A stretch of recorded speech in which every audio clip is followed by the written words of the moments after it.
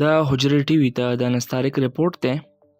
په پاکستان کې افغانستان سفارتخانې ویلي چې د پاکستان چارواکو د پاکستان دارالحکومت نه شاوخوا 800 افغانان نیولي دي او په دې کې څه داسې هم دي کوم څه یو ان ریفیوجي ایجنسي سره رجسټرډ دي.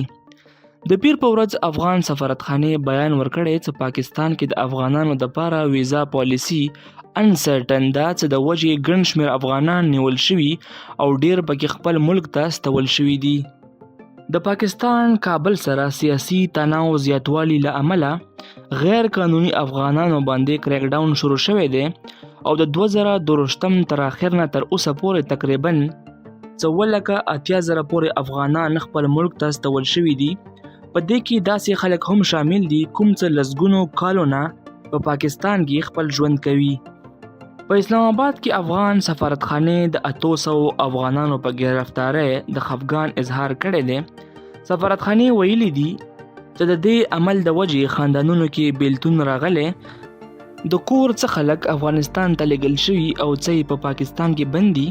په دې کې 130 داسې افغانان هم دي د کومو څه ویزې ختمې شوي دي او د ویزو بحالولو دپاره یې درخواستونه ورکړي او څه پکې داسې دي کوم څه یو ان ایچ سی آر سره رجسټرډ دي. د پاکستان سفارتخانې په دې لا څه جواب نه دی ورکړی. په 2021 کې کله څه طالبان په حکومت کې راغلل نو تقریبا څه 6 افغانانو پاکستان ته کډې وکړې او په دې کې څه کسان د مغربي ملکونو په مشوره پاکستان ته راغلل او هغو سره د دوباره آبادکارۍ وعده شوې وه.